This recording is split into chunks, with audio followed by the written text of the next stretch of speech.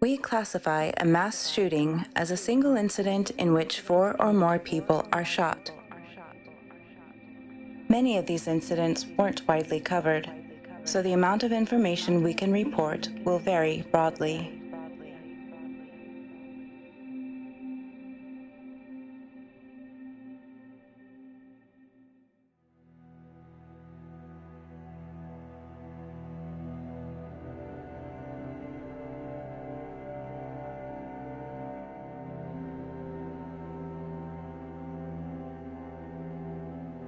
We begin episode 2 with the 8th mass shooting of 2020, which happened on Saturday, the 11th of January.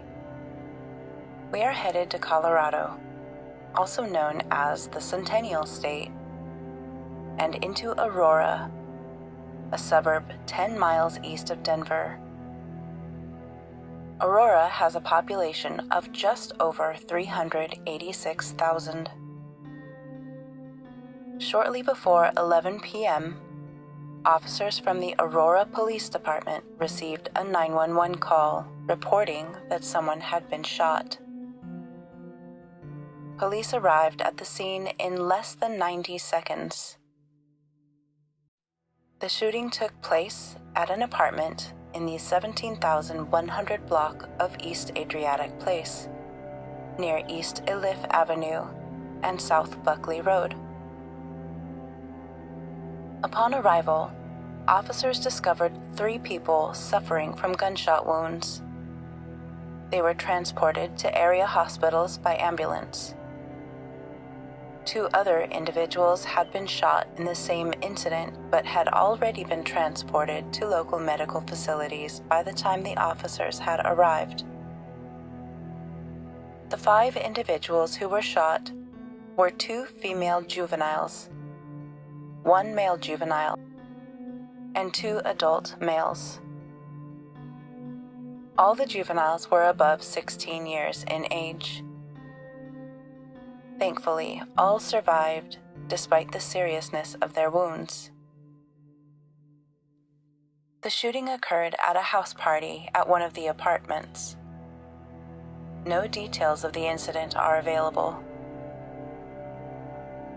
Shortly after the shooting occurred, police put out a statement offering a $2,000 reward for any information leading to an arrest.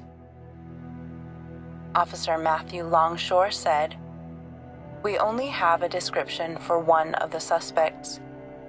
They are described as a black male wearing a yellow hooded sweatshirt.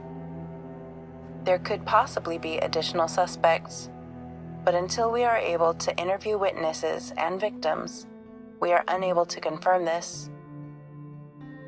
He then went on to say, "We understand that an incident like this can be unnerving to those who live in the area.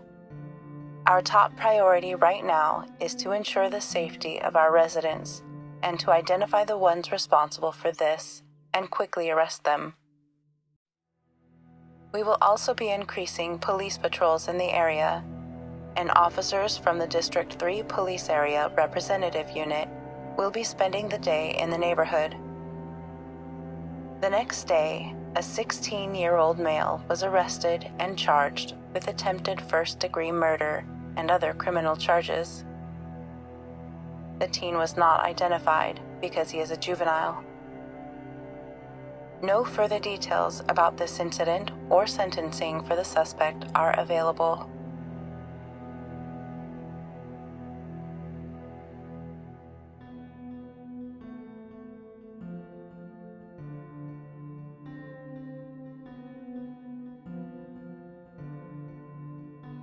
The 9th mass shooting happened on Thursday, January 16th, in Illinois, which is also known as the Prairie State.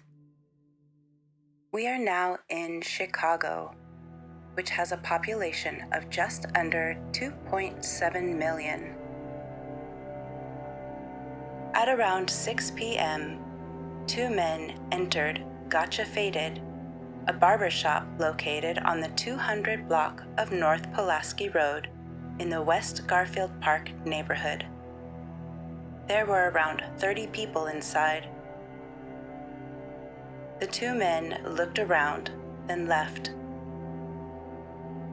Moments later, they returned with guns and opened fire on the crowd of customers. They then got into a car and drove off. 5 people were shot during this incident. This included 2 brothers, 11-year-old Lorenzo Matthews and 12-year-old Michael Smith. Lorenzo was hit in his left arm, his stomach, and his back. Michael was shot in his knee. A 16-year-old boy was struck in his hip. A 30-year-old man was shot in his arm, and a 40-year-old man was shot in his thigh. One of the 2 men injured was an employee at the barbershop.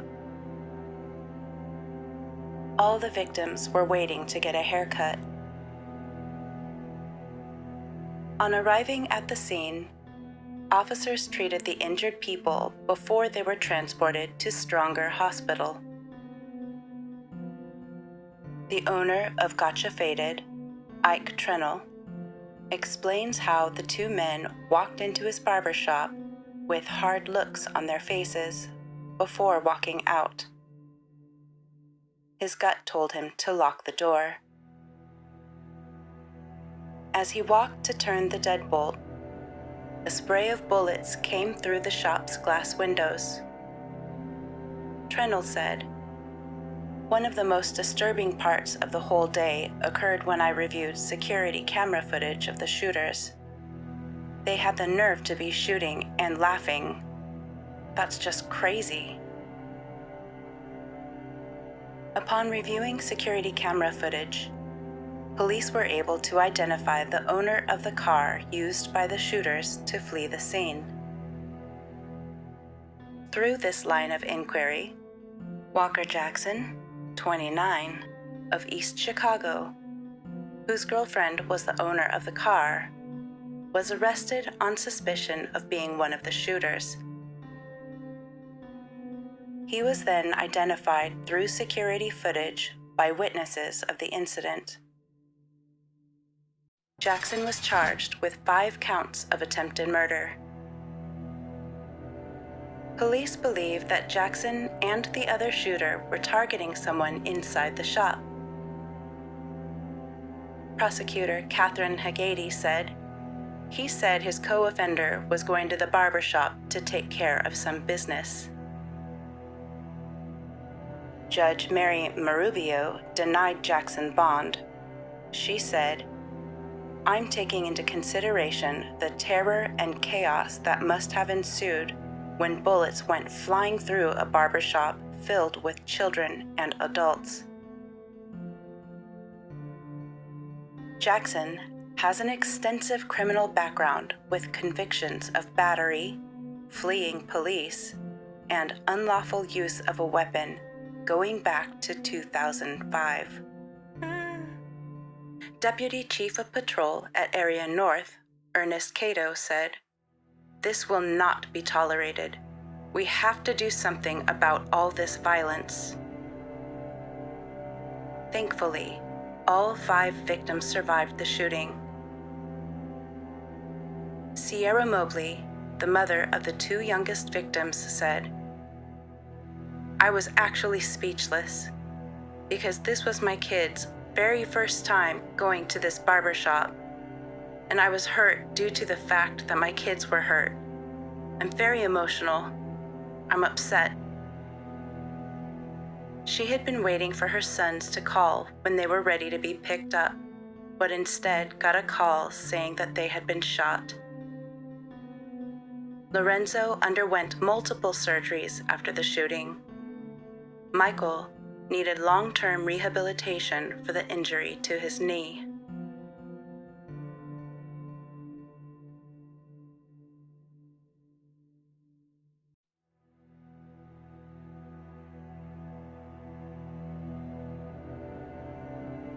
For our 10th mass shooting, we will be heading to Utah, otherwise known as the Beehive State, and into Grantsville, which has a population of just over 12,600. On Friday, January 17th, at around 7 p.m., police were alerted to a shooting incident. They were told that there might be bodies inside the house where the shooting occurred. On arriving at the scene, at 93 Eastmore, between Main Street and 130 South, police found the bodies of 3 juveniles and an adult female. All 4 victims were from the same family. Consuelo Alejandra Haney, 52, was discovered with multiple gunshot wounds to her head, neck, and upper body. Her 2 daughters, Alexis Haney, 15, and Milan Haney, 12, were discovered with similar injuries. Her son, Matthew Haney, 14, was found with a gunshot wound to his head. While investigating the crime scene, police received information that another victim or victims had been transported to Mountain West Medical Center. On arriving at the hospital, police found Consuelo's husband, Colin Haney, 50, being treated for a gunshot wound to the leg, along with his son, Colin Jeffrey, or CJ Haney, 16, who was unharmed. In a shocking turn of events, CJ Haney was arrested at the hospital and was held at Tooele County 3rd District Juvenile Court, where he faced 4 counts of aggravated homicide and 1 count of attempted homicide. Shortly after the arrest was made, Grantsville Police Corporal Rhonda Fields said that the police do not believe anyone else participated in the homicides and that there is no further threat to the public. Fields also confirmed that all the victims lived together at their home in which the shootings had occurred, but had no information on the shooter's motive. Fields said, "The suspect was taken into custody without any problems. The murder weapon was recovered at the scene, but we have yet to verify its ownership." Grantsville's mayor, Brent Marshall, said, "It's a tragic event any time something of this nature happens. It affects the community. It doesn't matter if it's a small city or a big city. People know each other, and that has an emotional effect on everybody." Governor Gary Herbert said, "Our hearts are broken by the horrible news coming out of Grantsville tonight. We must mourn over the loss of innocent lives. Parents and grandparents, secure your firearms.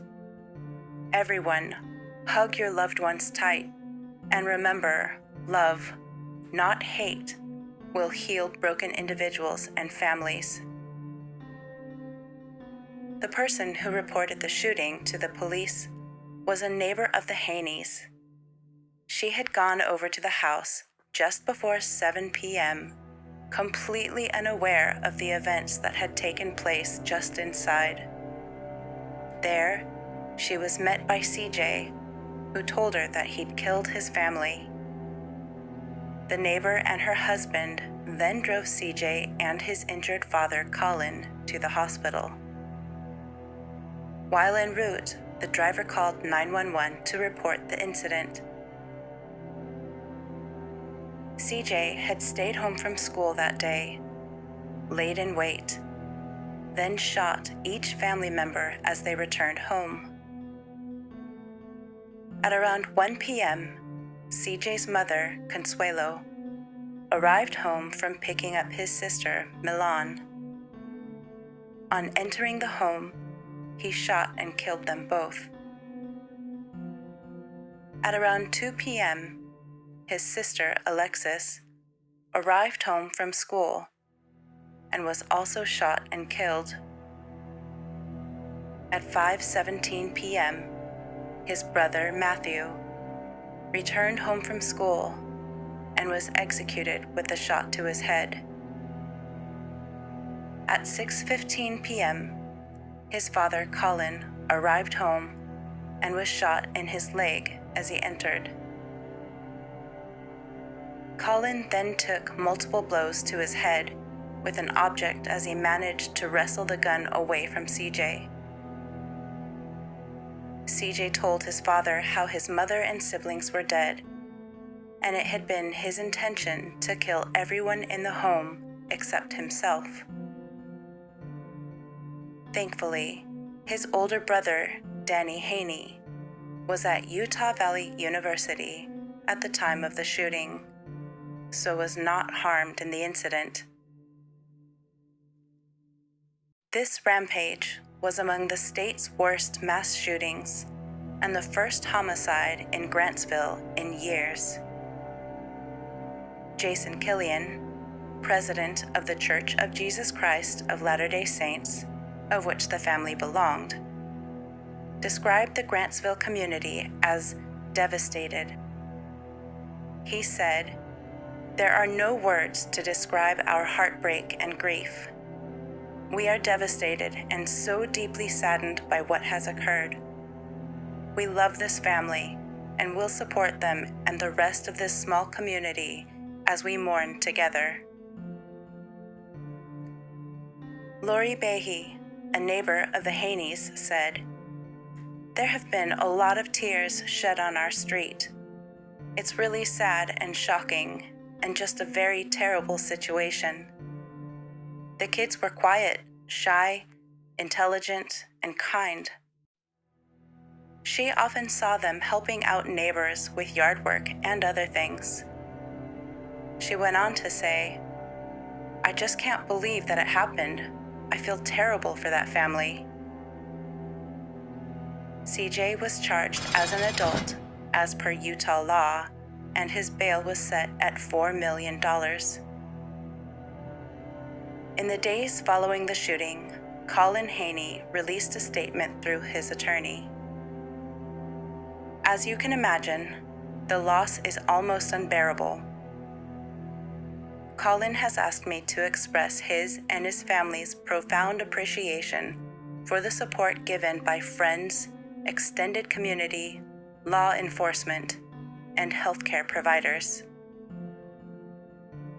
On Friday, the 24th of January, a funeral service for Consuelo, Alexis, Milan, and Matthew was held at the Utah Stakes Center Church, where family, friends, and members of the community filled the meeting house, the overflow area, and the hallways. Alexis' teammates from Grantsville High School's junior varsity soccer team wore their team jersey in her honor. Danny Haney, speaking at the service, shared brief memories of his mother and siblings. "They're such strong people. They loved life. They just genuinely enjoyed everything they did. Milan was sweet-looking, but tough as nails, and emulated the strengths of the superheroes she loved. Matthew was a big Star Wars fan. He also loved playing the video game Super Smash Bros. Alexis had a quiet confidence about her." Danny said he also had a special bond with Alexis and always looked forward to receiving texts from her after every soccer match, win or lose. Before talking about his mother, Danny talked about his brother CJ, saying that he wanted him to know how much he loves him and still wants the best for him. When speaking of his mother and her cooking skills, Danny said he had always envisioned her telling Gordon Ramsay what to do. Danny finished by saying that the good days triumph over the hard ones, and that his family will one day be reunited. Others asked to speak about Consuelo Alejandra Haney and her children included a soccer coach, youth church leaders from their ward, and schoolmates. One remembered Consuelo as a mama bear who did everything for her children. Milan was described as a fierce ninja, again reiterating how tough she was despite her innocent-looking face. Alexis was a great artist, her best friend said. Matthew was an impressive chess player, according to one of his friends. These siblings love each other fiercely. They took care of each other always, said a woman who attended a church youth conference with them. When Colin Haney went to the podium to speak, he said that he'd been trying for days to come up with something to say, but the only thing that came to him were a lot of feelings. Initially, this felt like a hard thing for my family, he said. But then, Colin said, he saw the community's support. He saw people tying yellow ribbons around trees leading to the cemetery. He saw the vigil held for his family and the comments that were given. He saw the extraordinary turnout for his family's funeral. This is not just a family matter. It is a community matter, he said. This community has been so good to our family. Colin said the pallbearers who were chosen for the 4 caskets each represent different parts of the community, where they were friends on his children's sport teams, or people they knew at church or at school. Colin admitted his emotions have been up and down for the past week, but he said he realized that he doesn't have to focus on the bad thoughts and feelings. I can remember good thoughts. On July 12, 2023, Colin Jeffrey Haney was sentenced to 5 sentences of 25 years to life, with 4 of them to be served consecutively, which means he will die in prison. At the hearing, he addressed the court saying, "I want to apologize for what I did to this community. I cannot fix the horrible crimes I have committed, that I have caused the death of my siblings and my mother's, injuries to my father, that I can't ask forgiveness for my crimes and mistakes. I want to make sure that people understand that my mistakes in my past are something that I will not do again."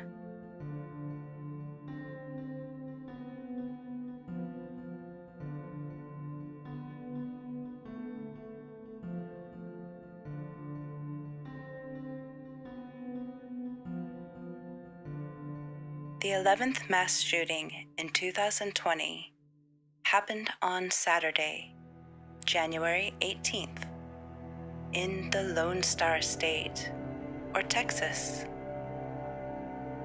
It happened in South Houston, which has a population of just over 16,000.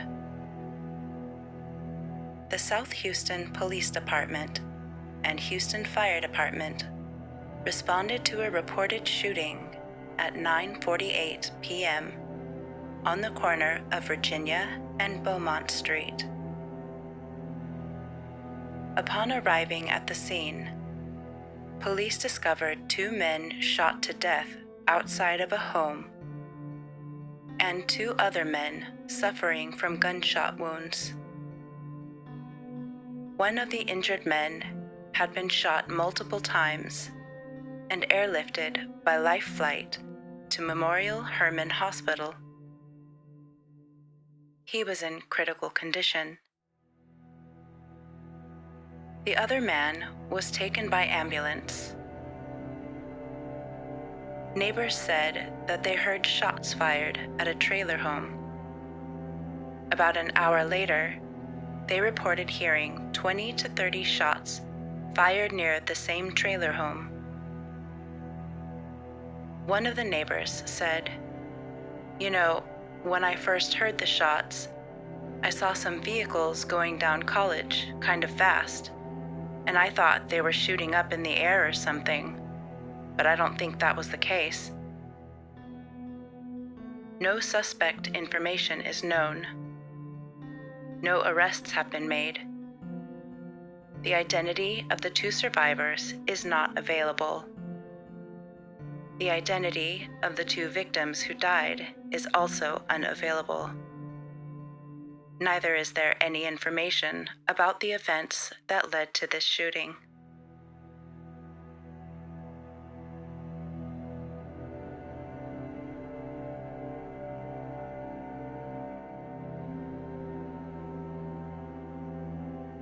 Our 12th mass shooting took place on Sunday, January 19th, in Tennessee, which is also called the Volunteer State. This incident happened in Memphis, which has a population of just over 633,000. Just after midnight, officers responded to a report of a shooting outside the Truth Night Bar at 6761 Winchester Road. On arriving at the scene, police found the body of Mauricio Dandridge, 19, who had been fatally shot in his neck. Police also found 4 males who had been injured in the shooting. 2 of the men were in critical condition, and 2 were non-critical. All 4 were treated at the scene and transported to local hospitals. Thankfully, all 4 survived. The incident occurred as rap artists and their entourages were waiting to enter the bar for a performance. Witnesses said that a man was waiting in line, but got angry because he thought security checks were taking too long. He then began firing a weapon, fatally killing Mauricio and injuring the 4 men. On the following Monday, a candlelit vigil was held outside the Truth Night Bar, where dozens of people gathered to remember Mauricio. Several Memphis police officers attended, where they urged people not to keep silent, but instead call them with tips that could help to identify the shooter. Mauricio's father, who did not want to be identified, spoke of how Mauricio was an aspiring fashion designer. He said that his son doesn't usually frequent nightclubs, but made an exception on the night of the shooting to support a friend who would be rapping. Sadly, he never got to see that performance, because before he could even make it inside, he was killed. It'll be easier on us if the guy just turns himself in.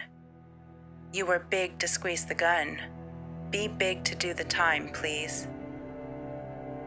Mauricio's father went on to say, I got a call at 12:50 saying my son had been shot, and the second call was that he was dead. I feel like the club owners should be held responsible for anybody's death, because if it was in my front yard, I'd be held responsible. Club owner Christian Donovan insisted the club had nothing to do with the shooting. He said, "We don't have anything going on at the club. We make sure our patrons are very safe. We have metal detectors and 15 security working inside." He explained how the people involved in the shooting were not inside his club. No one got shot in the club. No one found a gun in the club. Everything that transpired was at the back of the club, outside. Donovan went on to say, in a 2-week period, There's been a couple of shootings in the same center, and it's getting out of control. My thoughts and prayers go out to his family. It must be very hard for them right now." Donovan offered to assist the family with the funeral expenses. 2 months after the shooting, police arrested Cortez Gray, 20. Cortez was indicted on felony counts of attempted first-degree murder and employment of a firearm in the commission of a dangerous felony. No further information is currently available.